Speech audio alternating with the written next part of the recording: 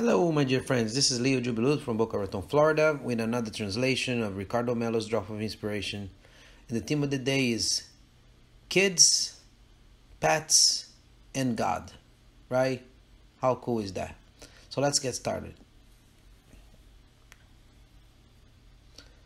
Hello, my dear friends. Good morning. Good morning to you, to your family, and with a lot of love in your heart and light.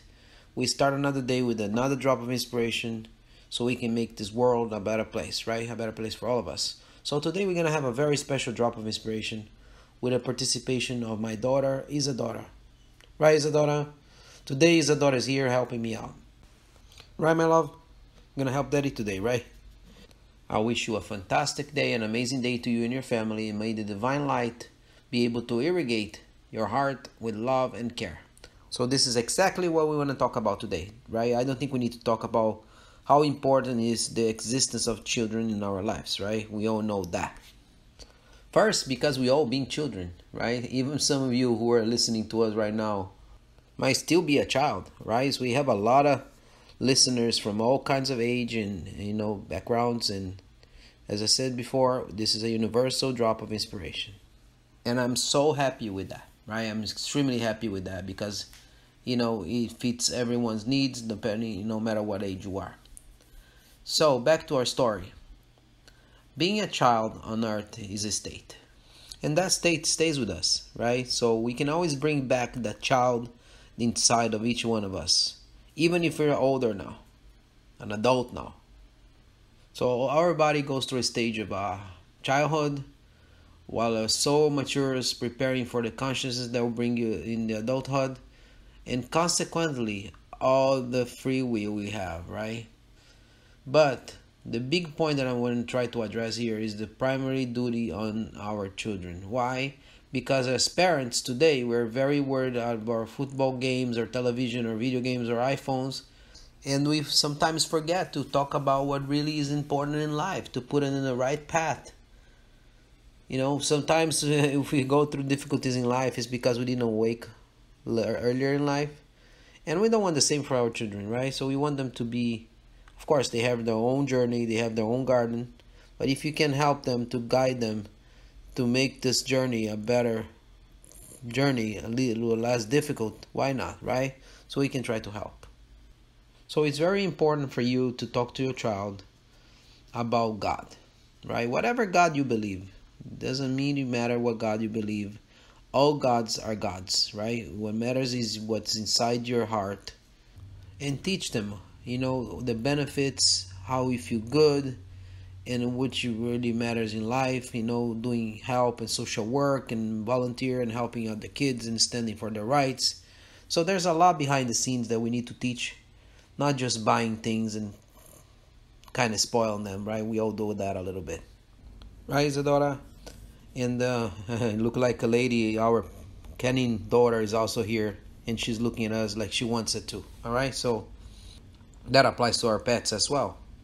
So very simple. Make sure you prepare your kids, and of course they have to have their own free will, but they need to learn that the world of God, serving God, is really what matters in life, right? So work for God, not for man, like we said in another drop of inspiration before. It's very interesting. It just came to my mind something that has nothing to do with this drop, so it's totally unplanned. In the story about the Brazilian Chico Xavier, as usual, I love to use these examples because it's such a good example of a person that lived for God, right? So what it made me think about is about Lord, right? The name of the dog of his brother. Every time Chico was praying, Lord was already next to him with his paws on the bed and prayed with him as well, right? So he was a blessing of peace and love. And also, who reads the memories of Father Germano, which his book is very wonderful and a fantastic book written by Amalia Domingo. Amalia brings in this book that he also had a dog named Sultan, very special, and Sultan did with him the study of the world and the Bible at the time, and practice and help him to serve God, right? So Father Germano helped his community, and often his dog Sultan was with him and helped him to serve as a priest. So my friends, it could be kids, adolescents and teenagers and whatever you want to call it. Even pets. It could be a cat and a dog and an iguana and a lizard, a snake, whatever pet you love. The most important reason here in the message is, it is important to bring God to your life early on. This is very important. Look how much it's easier for a father and a mother to say, oh, I'm going to please my son, and I'll send him to a music concert. Or let him go to a movie theater. And often watch poor quality movies, right? We don't even pay attention to it, And often they outsource the responsibility of the education, making others give advice to their own children. So please make sure you watch what's being taught to your children. And watch out what the interference that the world brings to them as well. Otherwise, you're going to realize sooner or later that you don't recognize your children anymore. So listen to them, play with them. And also present God's words to them, what's good in life to them. So my friend, we are doing the things of the world, right?